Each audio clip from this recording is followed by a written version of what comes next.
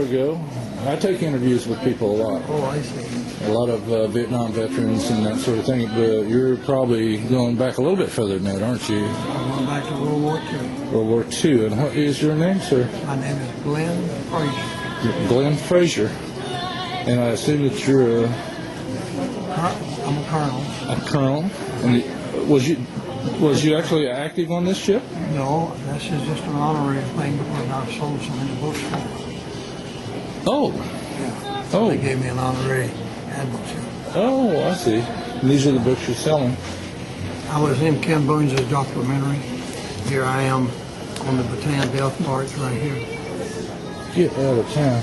1942. You were part of that? I was part of that. That's me right there. And I marched 6 days and 7 nights, no food, no water, no sleep, and still made it. Plus, then I was a POW for 3.5 years. And 5 slave labor camps. how old was you at the time?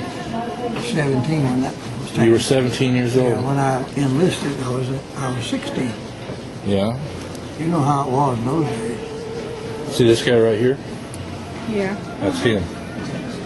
Really? These guys probably haven't had that much history yet, so I doubt if they know. And the history that's out about Bataan right now is only about that much in the textbooks. Can you tell these girls just a short history of what the Bataan March was all about and where it was at? Uh-huh. Let me go to when the Japanese bombed Pearl Harbor. They bombed Pearl Harbor on December the 7th, on Sunday morning. I was over on the other side of the international date line in the Philippines. Pearl Harbor's in Hawaii. It's in Hawaii. And I'm on the other side of the international date line, so it was the 8th of December for us. And they were supposed to hit the Philippines at the same time that they hit Pearl Harbor, but the weather was so bad on the island, the Japanese until they couldn't get off the ground. And they were 6 hours later, they hit us with more force than they hit Pearl Harbor. They killed 2,500 people in Pearl Harbor. They killed 6,000 with their in the airplanes. Philippines. And nobody ever knew it because my God, they never knew it. So that started the war. Now, the Japanese invaded Pearl Harbor, but 10 days later, they started invading the Philippines. And that's where he was. Yeah, that's where I was. And we fought them for 4 months. Their orders were from their headquarters in Tokyo, take the Philippines in 2 months and go to Australia. So our orders was to hold them until the Americans could get them. There's movies made about this. We held them for 4 months, and when MacArthur got off, they tried to establish a beachhead and cut us in two. I was involved in that, physically involved in that particular exercise. And we were fighting all the time, and MacArthur got away. He went down to Australia, and then we run out of food, we run out of ammunition, we run out of medicine, we run out of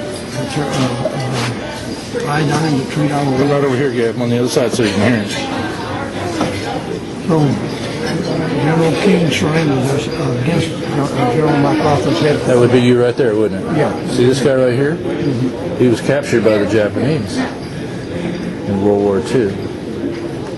So he's telling us the story about that. And then I went on I made the march, went to Camp O'Donnell, and then I went on the Towers Road Detail in the Philippines, which was a bad one.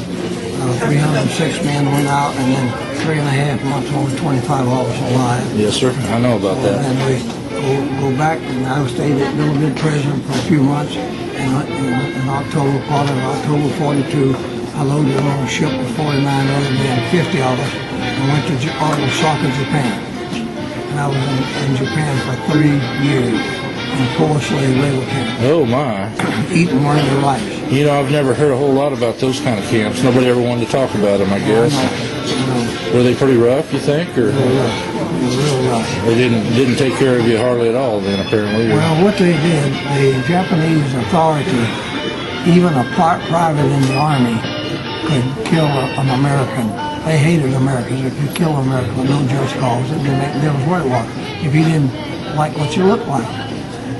Now, they told us that the Japanese guards didn't understand any English at all at first. And I called one on the Tyler Road Details, classic United States curse word.